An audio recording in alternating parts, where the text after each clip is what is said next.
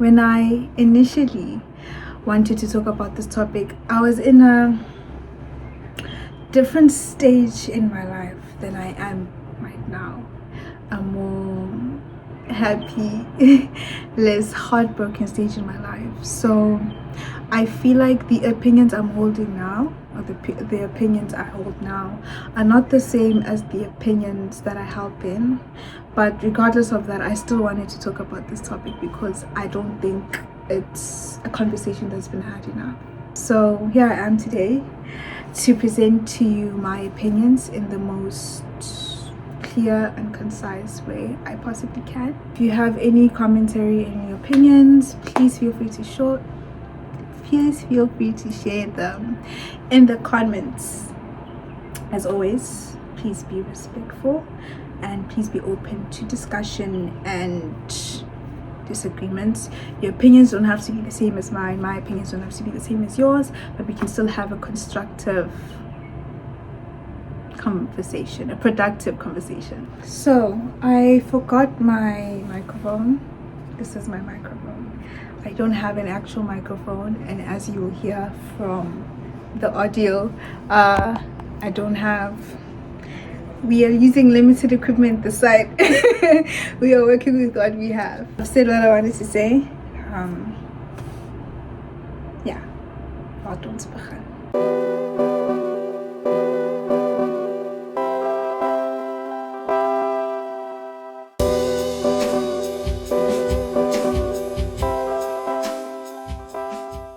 So what I actually want to talk about today is it's less about hookup culture and more about relationships themselves and the atmosphere around relationships nowadays.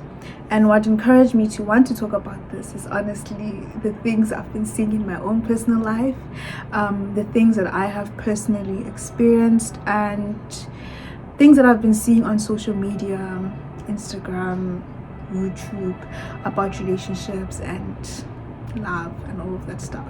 And I don't want to be that person, but in my opinion, the way dating and relationships are nowadays, it's really bad. It's very concerning, honestly. And I really don't want to be like that person that wants to put themselves above everyone else. I'm not like that. But let's be honest, things are not making sense nowadays. Relationships are just a mess. And it's very sad to see, in my opinion. And I feel like we know this as people, that relationships are a mess, but we don't really talk about it. The more accurate way to describe this is, I feel like as a society, the way we go about relationships nowadays it's concerning. We no longer value simplicity in relationships and have quite literally normalized chaos and toxicity so much so that the two, dating and toxic behavior, no longer feel like mutually exclusive events, or should I say mutually exclusive experiences. I feel like, and like I don't feel like, this is a fact, this is an actual fact, it is more common to find someone in a situationship as opposed to an actual relationship. So many of us find ourselves in this situation where we have this person that we love, we say we love, you're always around them and you love being around them, but you don't want to call it a relationship because it's complicated. Is it complicated, or are you just afraid of commitment? Is it complicated, or do you just not love that person enough to make them your partner? Is it complicated, or would you rather just waste someone else's time because you're incapable of being alone? Which one is it, babes? Which one is it? It only occurred to me now that I can close the window. Okay, hopefully. Oh, yeah, it's okay. It's okay. We move. And I'm sure you're all wondering, what is this girl talking about? Where are the receipts? I'll give you the receipts. Okay, so I don't have receipts, but let me explain. I've had so many people outright say to me that they get bored when their relationship doesn't have a bit of drama and will literally go out of their way to start a fight and maybe get an apology gift on the way. And these are people that are in relationships. Those of you that are not in relationships, guys, it's either you're casual around or you're getting cheated on by someone who isn't your boyfriend. And now, since he isn't your boyfriend, you cannot get mad at him for cheating, since technically it is not cheating, but somehow it hurts more than if someone had actually cheated, because he made a promise to you that you were special, you were important, you were the one he wanted to be with, but he didn't want to be with you enough to make you his girlfriend. But anyway, what do I know? I don't gel. And since we're already on the topic of cheating,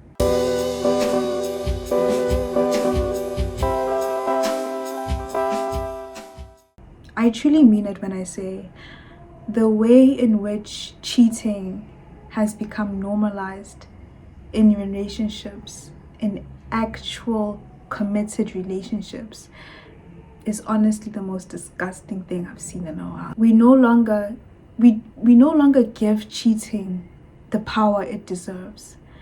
And what I mean by that is that we don't recognize the gravity and true betrayal that cheating on your partner is.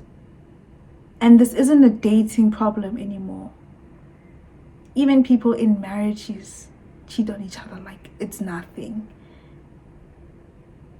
Cheating has become just another aspect of being in a relationship. It's no longer a problem or a lost straw. It's just an inconvenience. I think that's very sad. I can't tell you the amount of times people go out of their way to defend cheating. It was a moment of weakness. I don't know how this happened. These things happen. No.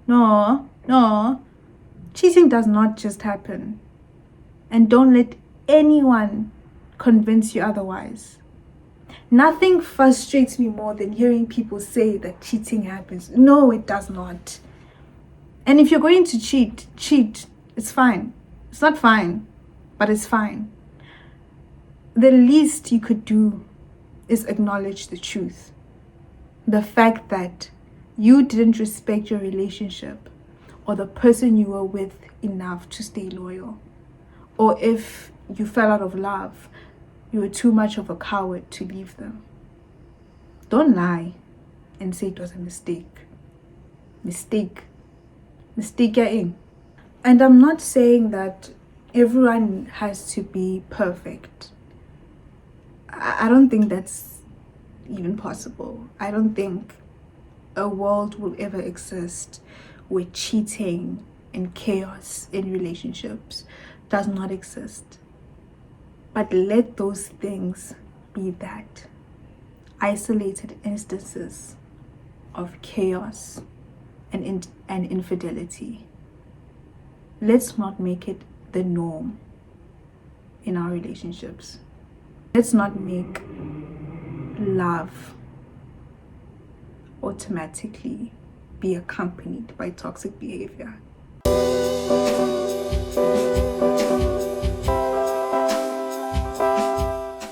Now, the question that naturally arises after everything I've spoken about so far is why?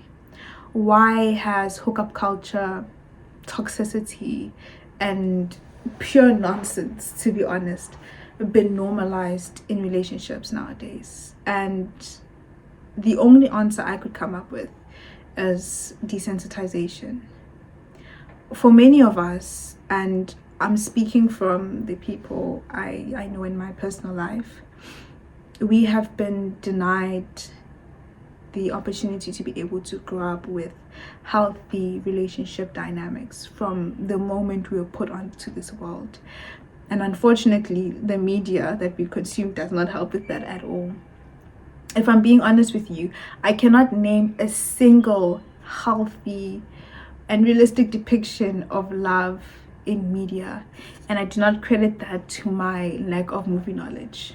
There was this one time when I was watching The Notebook with my boyfriend at the time, Let's call him Tepang.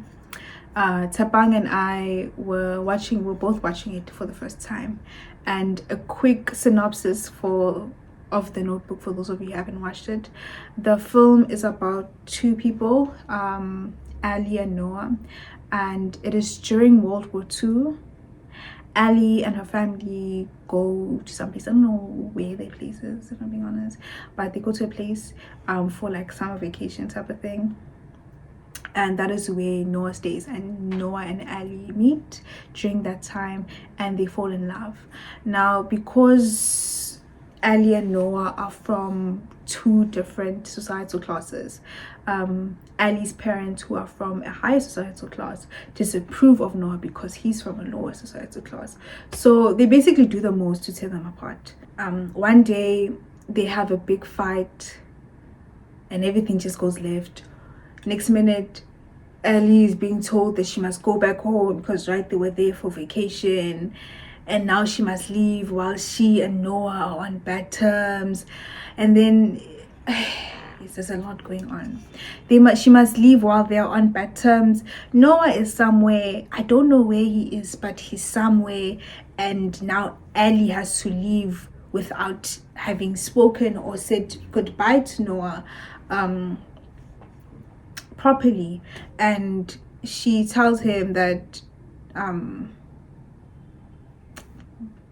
she tells his friend that she'll wait for him, and I forgot how exactly they understood, but they both understood that they were gonna wait for each other as long as they communicated. So what happened was, Noah, after she had left, started writing letters for her, every single day, 365 days, wrote a letter every day. Now, because Ali's mom is a biatch, she saw the letters and was like, sabotage. She sabotages them by hiding them. So now Ellie is going about her life back home and continuing school, and she's waiting for letters from Noah, but they're not coming because the mom took them. So now she's thinking, Noah forgot about me. And now because she's not receiving the letters and she thinks Noah forgot about me, she's not writing back to Noah. Noah is there somewhere else thinking, she's seeing my letters but not responding. Agang phony. So then after like a year, they just kind of move on with their lives, and Ali gets engaged and Noah enlists in the army for the war. They continue their lives. The plot just goes on, but they were apart, and after they had continued with their lives, they came back and reunited. You should watch the movie to see why. So me and Tepang were watching the movie, and it was at the scene where it was after they had reunited, and they spent a day together, and they were fighting again, because they're always fighting, those two. But it's a beautiful love story, but they're always fighting. And I paused the film and I was like, I feel so bad for Ali, because she was now in a situation where she had to choose between Noah, who is her childhood love of her life, and her fiance, who she also fell in love with during the time they were apart. It's not like the fiance is just some guy. She married him, she fell in love.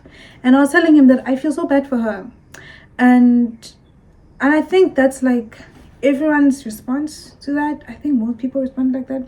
But when I said that to him, he looked at me straight in the face and he was like, I don't feel sorry for her. And I was like, why don't you feel sorry for her? And he was like to me, because she's wrong. And I was like, why? How is she wrong? And then he explained to me why he feels like she's in the wrong. And he explains to me that the reason why he doesn't feel sorry for her is because she cheated. Regardless of the love story or the narrative of the film, at this moment in time, this woman was engaged to be married, which means that she has a commitment to her fiance, not her boyfriend, not some guy on Tolestradin. This is her fiance. She shouldn't have gone and made up with an ex, and on top of that, that's not even the bad part. On top of that, she slept with him, because during the night where they reunited, they did sleep together. And when he was saying all of this, it was at that moment where I realized how, in my own mind, how normal cheating had become. Because I didn't even register the fact that this woman is cheating, because she is cheating. And I feel like a lot of people will hear me say this and be like, no babes, you're reaching. But no, I'm not reaching, it's a fact. The problem is that the way the movie was set up was for you to root for that couple. But in the real world, we love. What she did was wrong. She should have she could have gone to see the ex, because closure is necessary. But you didn't have to sleep with him. That's where she fumbled the bag. That's where she's wrong. And I don't think people realize that. I didn't even realize that. And I think this is a beautiful example of how normalized cheating has become in our society. One of the most beautiful love stories, one of the most beautiful romance films has cheating in it. They root for it is set up in such a way where we're rooting for the cheater. It shows how desensitized we are to cheating, because even in a film like this, cheating is there, but we don't even register that it's cheating because of how normal cheating is in our lives. Everything around us glamorizes toxicity and infidelity. Films, media, and don't get me started on music. I was listening to I remember the first time I listened to Kill Bill by SZA, and I couldn't help but be concerned by how toxic the lyrics are. And I know it's just a song. I know it's not that deep, but it is that deep, because if we're being honest with ourselves, so many people have the same mindset, the same entitled mindset, that the same kind of entitlement that the song conveys. And I'm not saying that we should all be perfect. Like I said before, I really don't think a world could ever exist where there is no cheating and no chaos and no toxic behavior. I don't think that exists. But it shouldn't be normal. And the way some people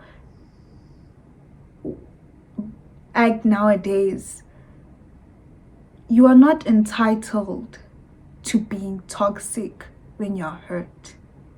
You're not entitled to treat someone like shit. You're not entitled to cheat on people, no matter how hurt you've become.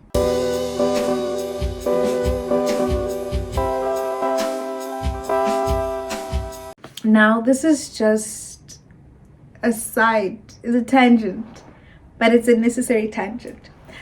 I feel like a lot of people, when talking about how messed up relationships are nowadays, they like to look at young people, Gen Z, millennials. But personally, I would like to argue that we had already found relationships toxic. We found the atmosphere already smelling. I don't think that this toxic behavior in relationships started with us, and I don't think we are the only ones that exhibit this kind of behavior, this toxic we young people, this toxic behavior. I feel like it would also be even correct to say that we exhibit this behavior at a larger extent than all the generations, because that's just not true. And in my opinion, I feel like the catalyst of all of this is Gen X. And I feel like we don't talk enough about how messed up Gen X is, honestly, and how their messed upness has messed us up. And then they won't take accountability for the fact that they've messed us up. I know you can't point fingers and you technically can't pinpoint a point in time where all of this nonsense started, but I personally blame Gen X.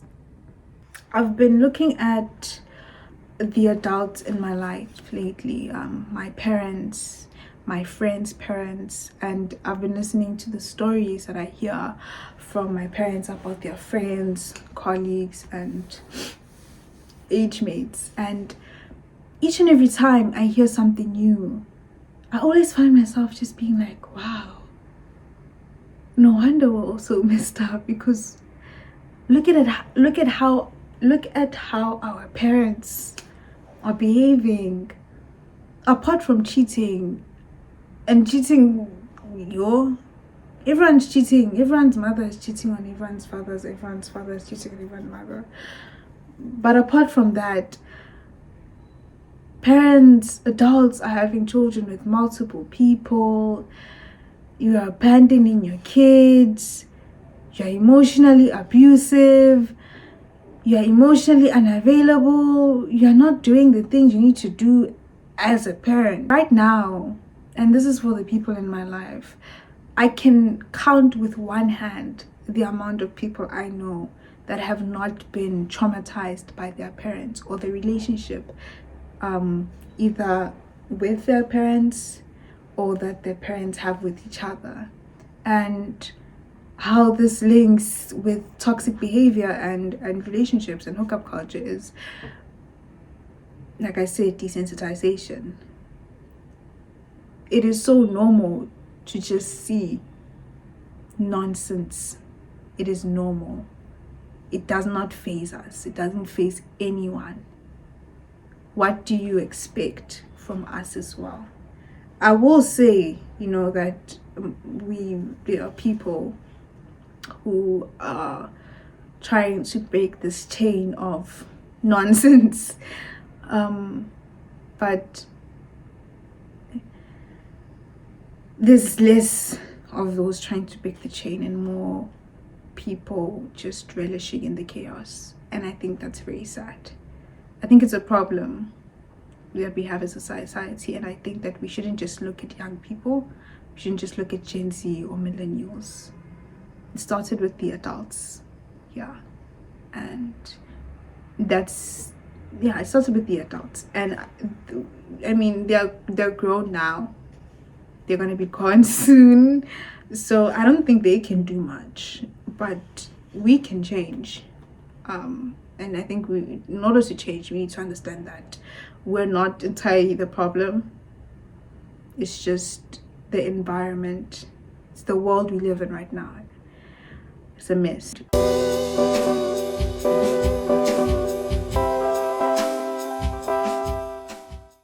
So that is it for me today. That is all that I have to say. I think I was able to make sense. I hope I was. I hope that I was able to convey what I wanted to convey. I want everyone to understand that I'm not trying to shame people, or some of you need to be shamed, not gonna lie, but I'm not trying to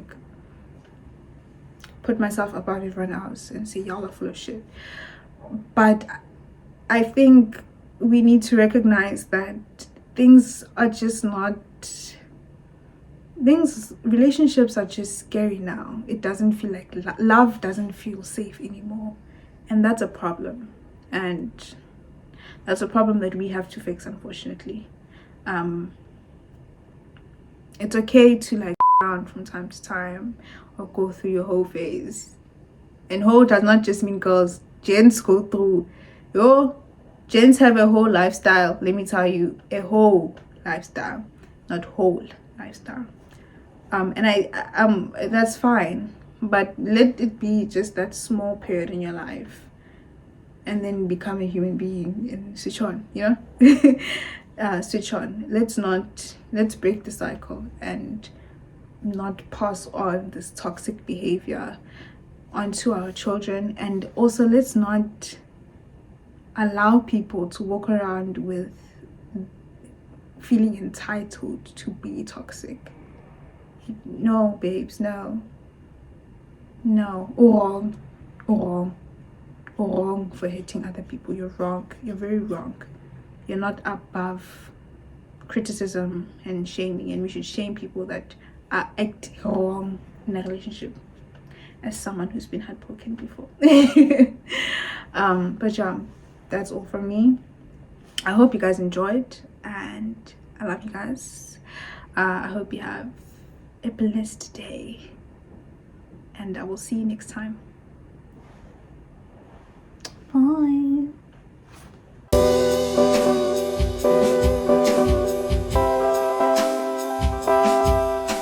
This is like, I'm done filming and we're just gonna talk. So, outfit of the day.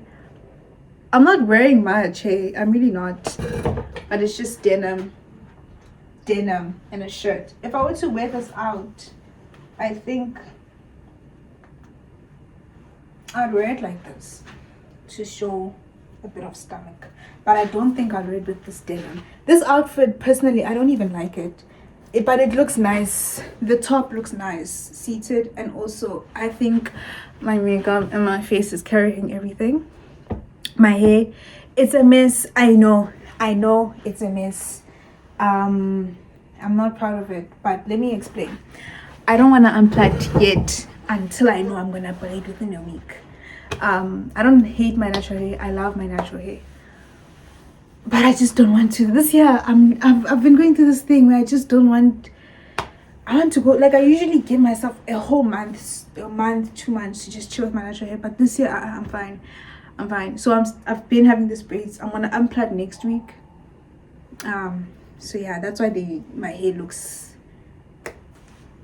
It's shaky. I know. You don't have to tell me. I know. Yeah. Bye.